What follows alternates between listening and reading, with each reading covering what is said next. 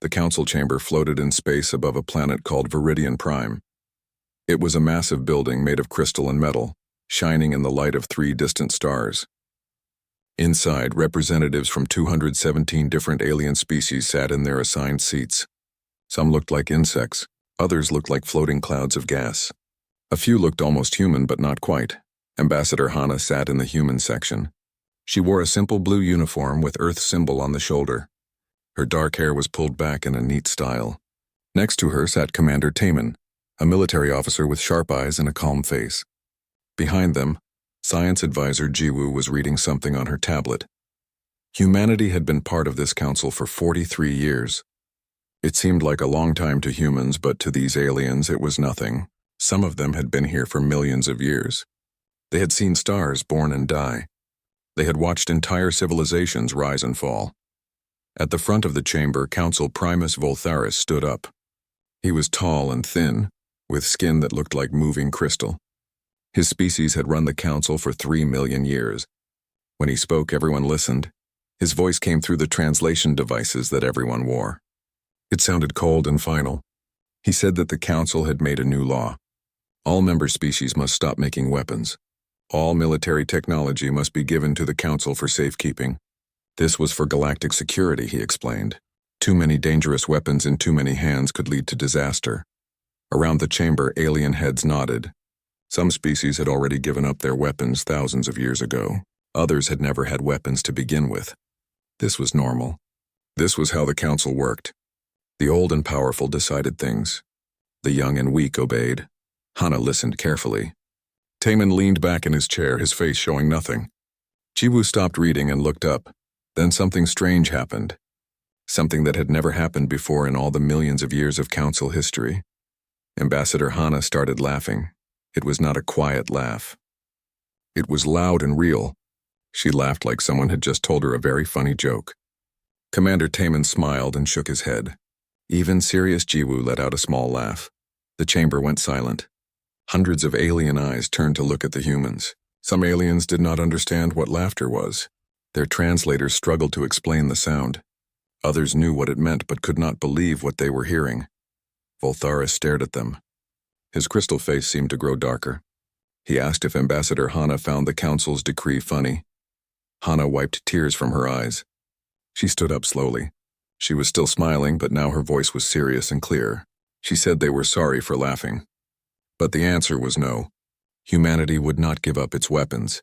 The word no echoed through the translation system. Many species did not have a word for refusing the council. Their languages had never needed one. The translators made strange sounds trying to explain what Hana had just said. Voltharis spoke again. He said the humans must have misunderstood. This was not a request. This was law. All species must obey. Commander Taman stood up next to Hana. He said they understood perfectly. The answer was still no. Confused whispers filled the chamber. This had never happened. Not once in recorded history had anyone said no to the council. Another counselor stood up. His name was Magistrate Velron, and his species had been part of the council for 800,000 years. He warned the humans. Species that refused to obey were thrown out of the council. They lost all protection. They faced punishment. Sometimes they were destroyed completely. Hana nodded slowly. She said they understood the risks. Voltharis said then the humans would obey the law. Hana said no again. Louder this time, the chamber exploded with noise. Aliens shouted in 100 different languages. Some were angry. Some were confused. Some were afraid. This was chaos. This was disorder. This was wrong. Voltharis raised his hand and the noise stopped. His voice was like ice. He declared that humanity was no longer part of the Galactic Council. They had 30 days to leave all Council territory. After that, they would be considered enemies. He finished with a warning. He said the humans should hope they survive what comes next. The 3 humans gathered their things. As they walked toward the exit, every alien in the chamber watched them. Some looked angry. Some looked sad. A few looked curious. Just before leaving, Hana turned back. She looked at all the alien faces staring at her. Then she smiled one more time and walked out. Behind her, the council began debating what to do about the human problem. They had no idea that this moment would change everything. They had no idea that humanity's laughter would echo through history, and they definitely had no idea what was coming next. That evening, Hannah sat alone in her quarters on the council station. The room was small but comfortable. Through the window, she could see stars and the slow spin of distant galaxies. She was drinking tea, a habit she could not break even in space. The door opened without warning. A visitor entered. It was Counselor Yuna, a member of the Teveran species. She had 4 eyes and skin that changed colors with her mood. Right now it was showing blue and green, which meant she was worried. Yuna spoke quietly. She said she came as a friend, not as a counselor. What the humans did today was either very brave or very stupid. She was not sure which yet. Hannah poured tea for her guest. She said it might be both. Yuna sat down in a chair made for her body type. She asked if Hannah knew what happened to the last species that refused a council decree. Hannah said she had read the history files. Yuna's skin turned darker. She said then Hannah knew that species no longer existed. They were called the Drak. They refused to give up their weapons. The council decided they were too dangerous. Within 10 years, the Drak civilization was completely destroyed. Their planets were still empty. No one was allowed to go there. Hannah sipped her tea. She said the Drak were conquerors. They had conquered 17 other species before joining the council. They used the disarmament order as a chance to attack. Yuna asked if humanity was different. Hannah said yes. They were very different. Yuna leaned forward. She asked why humanity refused. Human weapons were good for such a young species, but they were nothing compared to what the council had. The humans could have agreed and lived in peace. Hannah put down her cup. She explained that humans had seen this pattern before. On Earth, throughout their history, people gave up their weapons in exchange for promises of safety. Sometimes it worked well. Often it did not. Those who gave up their power to defend themselves often regretted it later. Yuna said the council was not like some cruel dictator from Earth's past. Hannah agreed. The council was 217 species trying to work together. The oldest races guided everyone else. But she asked Yuna a question. In 3 million years of leading the galaxy, had the council ever asked itself what happens when the oldest and most powerful are wrong? Silence filled the room. Yuna's skin rippled with colors that Hannah could not read. Finally, Yuna spoke. She said she could not help the humans. The council's decision was final.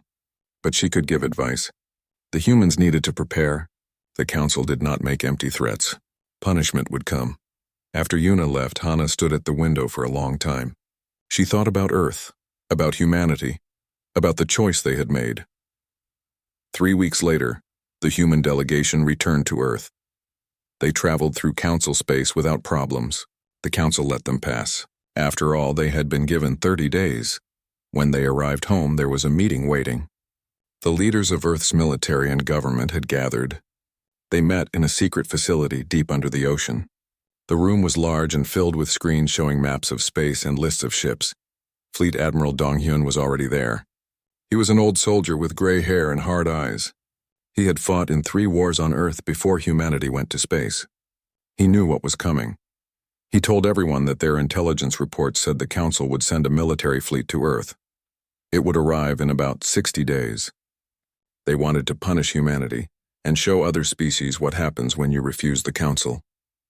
General Soman asked how big the fleet would be. She commanded all of Earth's orbital defenses.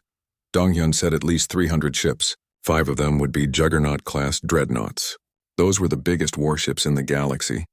Each one was 5 kilometers long and carried enough weapons to destroy a moon. Someone in the room made a worried sound. Somin shook her head. Earth had 73 capital ships ready for battle. Even with defensive platforms around the planet, they were outnumbered 4-1. Commander Taman spoke up.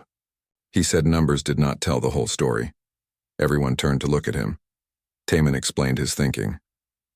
The Council had fought exactly 7 wars in the past million years. 7 wars in 1 million years. Each war lasted less than 10 years. They had rules for fighting. They had procedures. They were very good at traditional warfare. He paused and looked around the room. But humans were not traditional. Humans had fought hundreds of wars. They invented new ways to fight all the time. They adapted. They survived, Science Advisor Jiwoo agreed. She had studied all the Council military records she could find. Their tactics were elegant and efficient, but they were also predictable. They always did things the same way because it always worked. Soman smiled for the first time. She said humans did not follow rules when fighting. They fought to win whatever it took. Admiral Donghyun nodded slowly. He asked if anyone had ideas. They had many ideas. Strange ideas. Dangerous ideas. Ideas that would seem crazy to anyone from the Council. And over the next 60 days, they would turn those crazy ideas into reality. The war room hummed with activity. Screens covered every wall showing data, maps, and ship designs. Military officers and scientists worked together, sometimes arguing, often agreeing. Everyone knew what was coming. Everyone knew the odds. Dr. Kyungmin stood in front of the main display.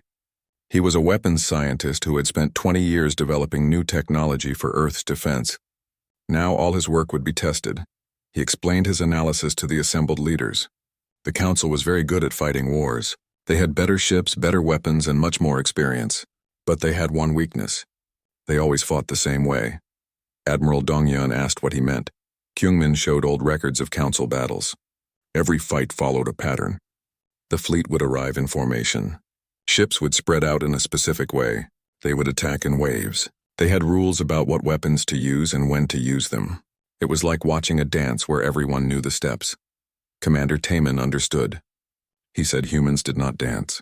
Humans brawled, exactly, Kyungmin said. The Council expected humans to fight like everyone else, but humans would not. They could not, even if they wanted to. It was not in their nature. Over the next 3 days, they built a plan. It was unlike anything the galaxy had ever seen. Some parts seemed brilliant. Other parts seemed insane. Together, it might just work. First, they would turn the moon into a weapon. The Council knew humans had mining operations on the lunar surface. What they did not know was that those mines were fake. Beneath the surface, engineers were installing the largest weapons platform ever built. Railguns, missile batteries, energy cannons, all hidden and all pointed at the sky. Second, they would use deception. The Council expected to find Earth's fleet near Mars, protecting the home world. So humans put ships near Mars. But those ships were mostly empty drones, remotely controlled and designed to look real on sensors. The real fleet would hide in the asteroid belt, cold and silent, waiting. Third, they would use tactics the Council considered barbaric. Suicide runs, ramming attacks, kamikaze strikes with nuclear weapons. These methods were wasteful and desperate. The Council had not defended against them in thousands of years because no civilized species used them anymore. But humans were not civilized by Council standards. They were survivors. Fourth, psychological warfare. Dr. Jiwoo led this effort. She discovered that humans could send messages directly to individual ships using quantum channels. These messages would bypass normal communications and go straight to crew displays. The content would be customized for each species, designed to confuse, frighten, or anger them. Some messages would be threats. Others would be jokes. Some would be nonsense designed to make the aliens think humans were crazy. Because if the enemy thought you were unpredictable, they would hesitate. And in battle, hesitation meant death. General Soman coordinated the defensive platforms. Earth had 70 satellites in orbit, each one armed with weapons. The Council knew about these. What they did not know was that humans had built 300 more, each one small and stealthy. They floated in space like debris, waiting to activate at the right moment. There was also a fifth element to the plan, one that only a few people knew about. Hidden throughout the solar system were weapon caches. If Earth fell, if humanity lost this battle, survivors could continue fighting. Humans had learned this lesson from their own history. Never give up. Never surrender. Make the enemy pay for every inch of ground. As the preparations continued, people across Earth went about their normal lives. Most did not know a war was coming. The government kept it secret to prevent panic. But those who knew worked day and night. Factories ran at full capacity, building missiles and ships and armor. Soldiers trained for scenarios they hoped would never happen. Scientists tested weapons that had never been fired in combat. Everyone did their part. Ambassador Hana spent those days writing messages. If humanity lost, if the Council destroyed Earth, someone needed to tell the story. She recorded everything. Why they refused. What they believed. How they fought. Future generations, if there were any, would know that humanity did not submit quietly. One night, Commander Taman found her in her office. She was writing by hand, something almost no one did anymore. He asked why she bothered. If Earth lost, all records would be destroyed. Hana looked up. She said humans had a saying, hope for the best, prepare for the worst. They were preparing for the worst. But she still hoped. Taman nodded. He hoped too, but hope was not a strategy. Action was. 58 days after humanity's expulsion from the Council, everything was ready. The weapons were in place. The fleet was positioned. The soldiers were prepared. All they could do now was wait. On the 58th day, sensors detected something at the edge of the solar system. Ships were arriving. Hundreds of them. The Council fleet had come. Admiral Dongyun sat in his command chair aboard the flagship. Around him, officers monitored displays and reported status. Everything was quiet. Everything was ready. He gave one order to the entire fleet. Make them remember us. And with that, the battle for Earth began. The Council fleet emerged from hyperspace like a swarm of metal locusts. 300 ships appeared in perfect formation. At the center was the Eternal Dominion, a massive dreadnought that looked like a floating city. Its commander was War Coordinator Vex, a Kef military leader who had won every battle he had ever fought. Vex studied the tactical displays in front of him. Everything looked normal. Human ships were clustered near Mars, exactly where they should be. Orbital defenses surrounded Earth. A few patrol boats moved through the outer system. It was all very predictable. He opened a communication channel to Earth. His message was simple. Surrender now or be destroyed. This was standard procedure. Give the enemy a chance to submit before beginning the attack. Admiral Dongyun's face appeared on the screen. He looked tired and worried. He asked for 24 hours to evacuate civilians from the planet. Vex considered the request. It was reasonable. The Council did not want to kill innocent people if it could be avoided. He agreed. 24 hours. After that, humanity would surrender completely or face total destruction. Dongyun thanked him. The communication ended. Vex felt satisfied. This would be easier than expected. Humans were being reasonable. They understood they could not win. 18 hours later, something strange happened. A tactical officer reported unusual readings near Jupiter. Multiple hyperspace signatures were detected. Small ships were appearing out of nowhere. Dozens of them. Then hundreds. Vex leaned forward. Where were these ships coming from? The officer looked confused. They seemed to be emerging from inside Jupiter's atmosphere. But that was impossible. No ship could survive inside a gas giant. More reports came in. The new ships were broadcasting Council identification codes. They looked like Council vessels on sensors. But that made no sense. These were Council ships fighting for the Council. Why were they appearing all over the system? Vex suddenly understood. They were drones, decoys. The ships were not real. They were designed to confuse sensors and draw attention. He shouted orders to his fleet. Defensive positions. Prepare for attack. But he was too late. The real human fleet had not been near Mars at all. Those ships were more drones. The actual fleet had been hiding in the asteroid belt, running cold, making no sound. Now they activated all at once. They came at the Council formation from 3 directions, moving fast. But they did not attack the big ships. They went after supply vessels and communication ships, small targets that the Council fleet needed but did not guard heavily. Explosions bloomed in space as human missiles found their marks. Then Earth's moon opened fire. What Vex thought was a civilian mining colony was actually a massive weapon. Hundreds of guns fired at once. Railgun projectiles moved at incredible speed. Missiles streaked through space. Energy beams burned through shields. The lunar weapons did not target the Eternal Dominion or the other dreadnoughts. Those ships had heavy armor. Instead, the moon fired at command ships and support vessels.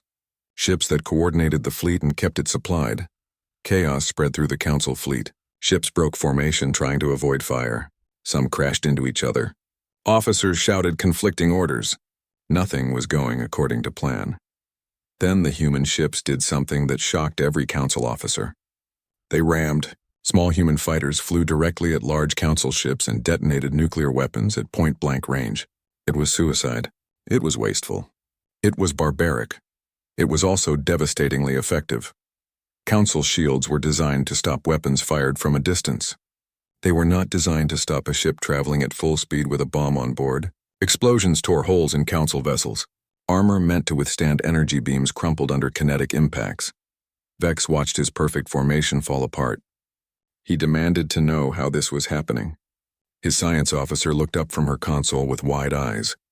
The humans were sending messages directly to each ship. Individual messages, customized for each crew. What kind of messages, Vex asked. The officer hesitated. They were jokes, taunts, insults. Some made no sense at all, but they were having an effect. Some crews were panicking. Others were angry. A few were just confused. This was psychological warfare on a level never seen before. One message appeared on Vex's own screen. It showed a human making a rude gesture. Text below it said, "Council fleet, meet human spirit." Vex realized something terrible. Humanity was not just fighting a war. They were making a point. They were showing the Council that all their technology and experience meant nothing against an enemy who refused to follow the rules. The battle raged for 6 hours. Human ships fought with a ferocity that stunned the Council forces. They used every trick they knew. They adapted to every counterattack. When conventional weapons failed, they tried something new. Finally, Vex made a decision that would haunt him forever. He ordered a retreat. The mighty Council fleet, which had never lost a battle, turned and ran from a force 1/4 its size. As his ships fled into hyperspace, Vex looked at the casualty reports. 70 Council ships destroyed or too damaged to move. Thousands of crew members dead, all because he had underestimated humanity. On Earth, Admiral Dongyun watched the Council fleet disappear from sensors. His own losses were heavy. 38 ships gone, many good people dead, but they had won. Someone in the command center started cheering. Then another. Soon the entire room was celebrating. But Dongyun stayed quiet. This was not over. This was only the beginning. The Galactic Council held an emergency meeting. It was the first time in 2 million years that such a meeting had been called because of a military defeat. The chamber was filled with angry voices and confused questions. How had this happened? How had the mighty Council lost to such a young species? War Coordinator Vex stood before the assembly. He looked older now, tired. His pride was gone. He delivered his report in a quiet voice. The humans had anticipated every move the Council made. They used tactics that had not been seen in thousands of years. Tactics that were considered wasteful and uncivilized. But those tactics worked. The Council fleet was caught completely unprepared. Council Primus Voltharis looked ancient and exhausted. He asked how a young species could defeat the combined might of the Council. They had better ships, better weapons, more experience. By every measure, they should have won easily. Counselor Yuna stood to speak. She said the Council had forgotten something important. Every species in the chamber had enjoyed millions of years of peace and protection. They had grown comfortable, soft. They followed procedures because procedures always worked, but humanity was different. They had not forgotten what it meant to fight for survival. A junior counselor named Minho brought up historical records. He had been studying humanity's past. In their 4,000 years of recorded history, humans had fought over 14,000 wars.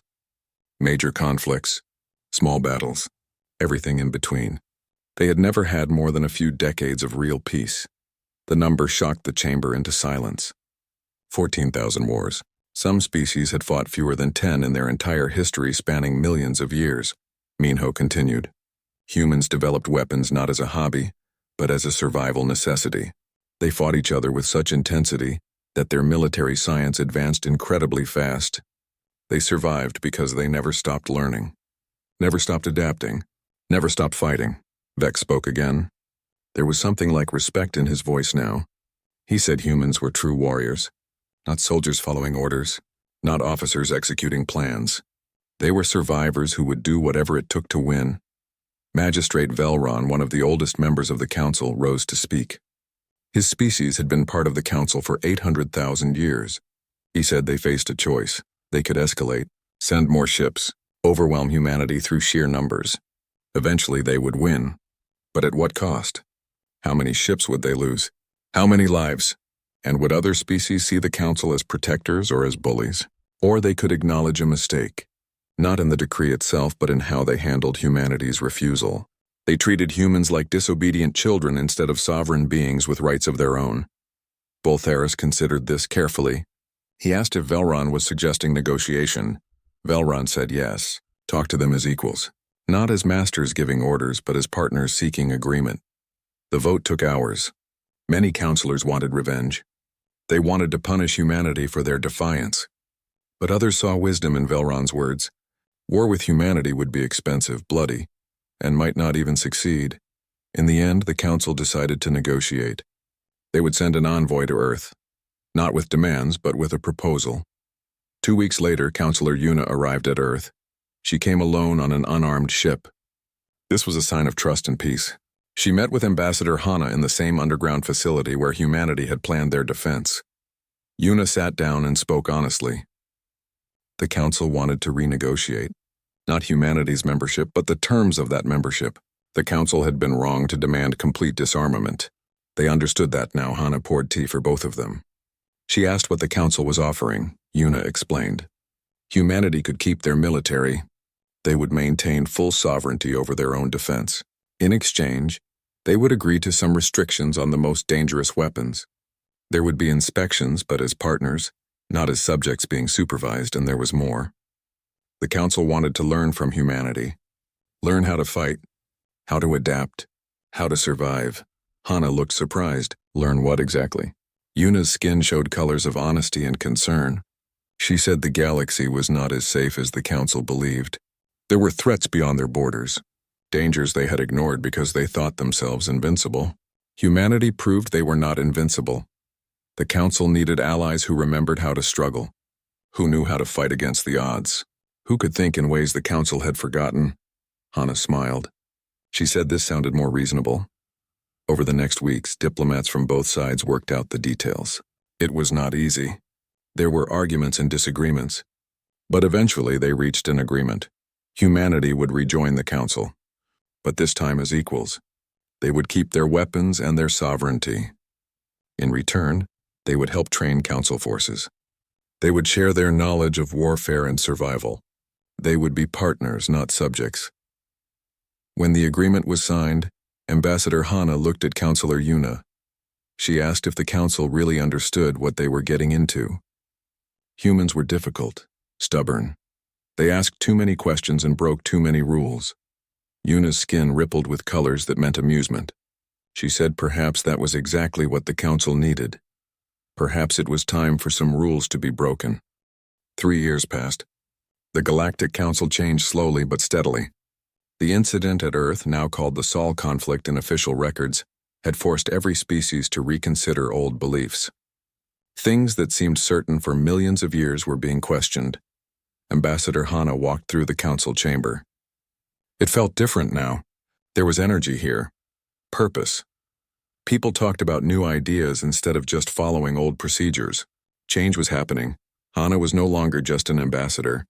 She now co-chaired the Military Innovation Committee, a group that had not existed 3 years ago. Working with her were War Coordinator Vex, who had become an unlikely friend, and Counselor Yuna, whose philosophical thinking mixed well with human practical thinking. The committee existed because humanity had been right about something important. The galaxy was not as safe as the council believed. Beyond known space in regions that had not been explored in ages, something was moving. Automated probes went silent. Distant colonies reported strange signals. The oldest species whispered about ancient enemies they thought were gone forever. The council was preparing. Not with their usual slow, careful approach, but with urgency. Human advisors worked with alien engineers. Council strategists studied human military history. New weapons combined ancient wisdom with young innovation. Admiral Donghyun, now Supreme Commander of Joint Forces, led training exercises across Council space. Council ships practiced maneuvers that seemed reckless but proved effective. Multiple species trained together, learning to fight not as a strict hierarchy but as a flexible team. Commander Taman headed the new Strategic Deception Division. He taught aliens the art of misdirection and psychological warfare. His students included species that found the very idea of lying morally wrong, but they were learning. They had to. Dr. Jiwoo led a research team that mixed human creativity with alien precision. Together, they developed technologies neither side could have made alone. Weapons that could think, defenses that adapted, ships that learned from experience. But humanity's real contribution was not just military. They brought something the Council did not know it was missing. Cultural diversity. Different ways of thinking.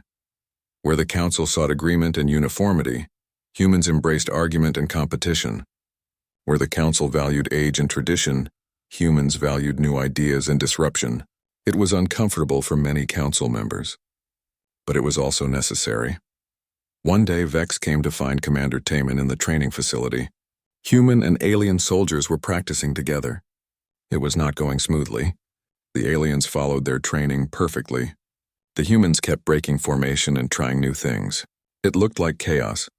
Vex asked if this was really helping. The aliens were getting frustrated. The humans seemed undisciplined. Taman smiled. He said, "Watch what happens when they face a real problem." The simulation began. The mixed units faced an overwhelming enemy force. The aliens tried to execute their standard defensive formation. It failed. The enemy adapted. Then something interesting happened. A human sergeant suggested something crazy. The aliens thought about it for exactly 2 seconds, then agreed. Together, they executed a maneuver that was not in any manual. It was messy and improvised, but it worked. They won the simulation. Vex understood then. Discipline was important, but so was flexibility. The humans were teaching the Council to adapt, to think on their feet, to try things that might fail because sometimes the only way to win was to risk losing. Not everyone liked the changes. Some Council members complained that humans were too disruptive. They broke protocols. They questioned authority. They made jokes about things that should be taken seriously. But other counselors saw value in it. They remembered that the Council had grown stagnant, comfortable. They had forgotten how to handle real challenges. Humanity was reminding them. One evening, Hana and Yuna stood on an observation deck. They looked out at the stars. They had become close friends over the years. The memory of that first confrontation seemed distant now. Yuna asked if Hana ever regretted refusing the Council's decree. The conflict could have been avoided. Many lives could have been saved. Hana shook her head. She said humanity would have regretted compliance more, not because they loved fighting, but because they would have lost something essential, their independence, their identity, their right to choose their own path. Yuna said the Council was learning that lesson, slowly but learning. Unity did not require everyone to be the same. Strength came from diversity, not uniformity. Hana smiled. She said that was a very human way of thinking. Yuna's skin showed colors of amusement. Perhaps humans were rubbing off on everyone. In Council archives, a new classification appeared. Next to categories like ancient and peaceful, there was now a designation that applied to only one species so far. It read, Humanity. Status, problematic ally, danger level, moderate to self, extreme to enemies. Recommendation, maintain partnership, never underestimate. Occasionally indulge their strange sense of humor. Below this official entry, someone had added an unofficial note. It said the galaxy issued orders. Humanity responded with laughter. In hindsight, we should have laughed with them. The galaxy was learning, and humanity was teaching. The future would bring challenges. But now they would face those challenges together. 5 years after the Sol conflict, the galaxy had changed. Not completely, not overnight. But the change was real and growing stronger every day. The threat from beyond Council space was no longer a whisper. It was real. Unknown ships had been spotted in the outer regions. Ancient warning beacons silent for millions of years had activated. Something was coming. Something old and dangerous.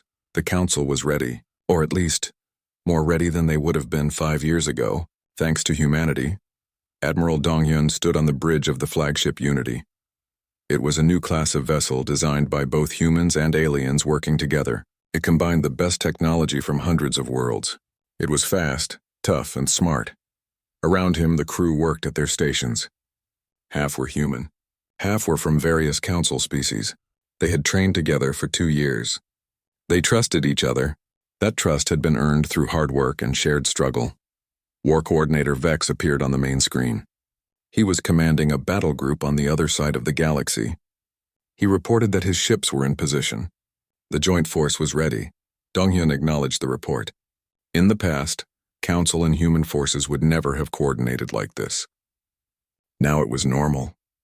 They were allies, partners, friends. Ambassador Hana was no longer an ambassador. She had accepted a new position as Council Integration Director. Her job was to help different species work together. It was difficult work. Species that had existed separately for millions of years did not easily cooperate, but they were learning. Slowly, with many mistakes and arguments, but learning.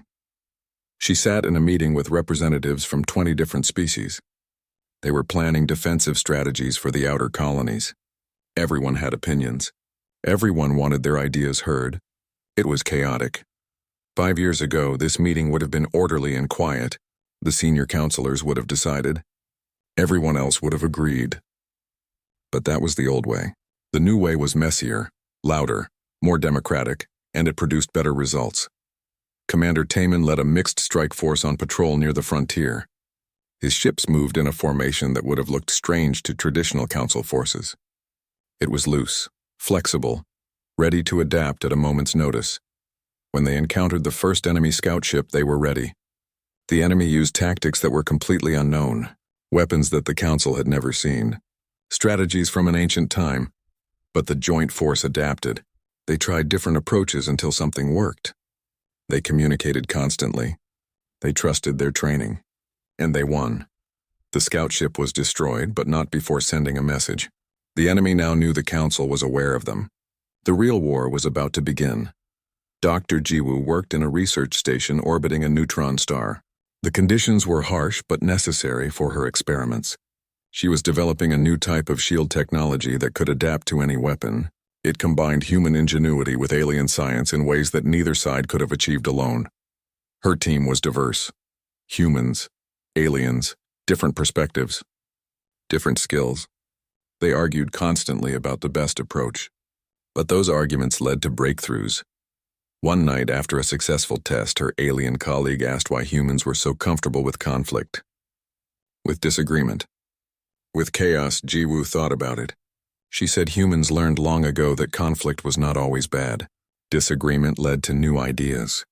Competition drove innovation. Chaos sometimes produced solutions that order could not. The key was channeling that chaos. Using it, not fearing it, her colleague considered this. Then said that perhaps the council had been too orderly for too long. Perhaps they needed a little chaos. Back on Earth, people went about their lives. Most still did not know how close they had come to destruction 5 years ago. The government kept many details classified. But those who knew carried the memory. They remembered the day humanity said no. The day they chose sovereignty over safety. The day they proved that being young did not mean being weak. Counselor Yuna visited Earth for the anniversary of the Sol conflict. There was a memorial now for those who died in the battle. Both human and the few council casualties who had been recovered. She stood with Hana at the memorial.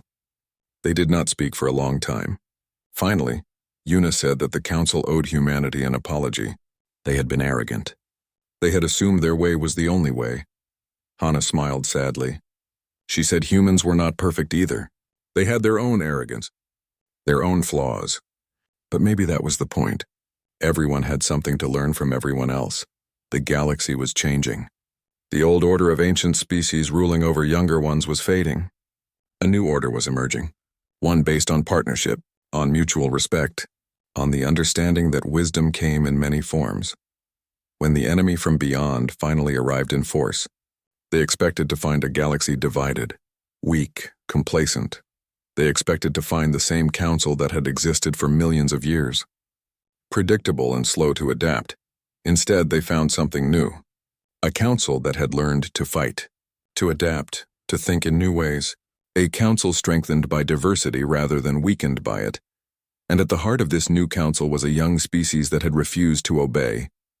A species that responded to orders with laughter. A species that changed everything, humanity.